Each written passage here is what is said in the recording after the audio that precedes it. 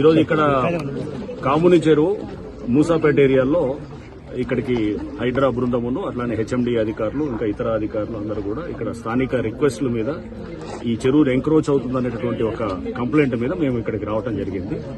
So ఇక్కడంతా కూడా చూసాము. హెచ్ఎండి ఈ కాముని చెరువును కూడా డెవలప్ చేస్తున్నారు.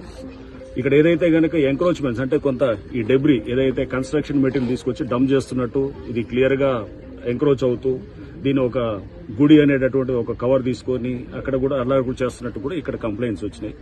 సో ఇక్కడ స్థానికులు కూడా చెప్పాం, గతంలో అంటే ఇంతకుముందు ఆల్రెడీ కట్టినటువంటి ఇల్లులు ఏవైనా ఉన్నా వాటిల్ని ఎటువంటి పరిస్థితుల్లో హైడ్రా టచ్ చేయదు. కానీ ఇక మీద అంటే హైడ్రా ఫామ్ అయింది జూలైలో, ఆ తర్వాత గనక ఏమైనా స్ట్రక్చర్స్ వస్తుంటే గనక వాటిల్ని ఖచ్చితంగా డిమాలిష్ చేయడం జరుగుతుంది.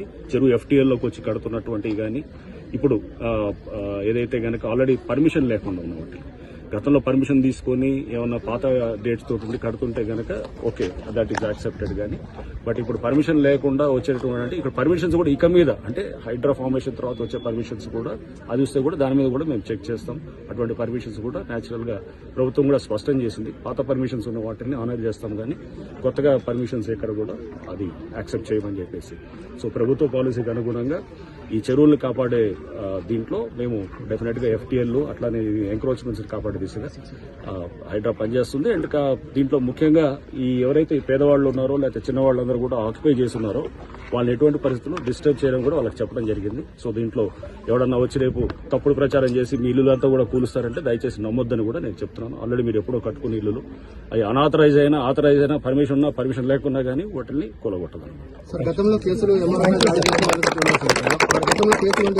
దాడి చేసే వాళ్ళు కూడా ఉన్నారు సార్. ఇందులో మరి అటువంటి కేసులు ఏం చేస్తారు సార్? ఇప్పుడు కేసులు గతంలో ఇక్కడ కన్స్ట్రక్షన్ చేసుకుంటే ఎంఆర్ఓ పై దాడులు చేసిన కేసులు ఉన్నాయి సార్. కేసులు బట్టి వాళ్ళు పోతారు. అప్పుడు కేసులు ఉంటే ఆ కేసులు ఎప్పుడు వాళ్ళ మీద కేసులు పెట్టుకుంటారు సార్. లేకపోతే ఆ కేసులు బట్టి ఉంటుంది. గతంలో చేసిన దానికి అప్పుడు గతంలో ఏదైతే కేసు పెట్టారో అది చట్టపరంగా యాక్షన్ ఉంటుంది. ఇప్పుడు ఎవడన్నా చేస్తే కనుక దాని పరంగా యాక్షన్ ఉంటుంది.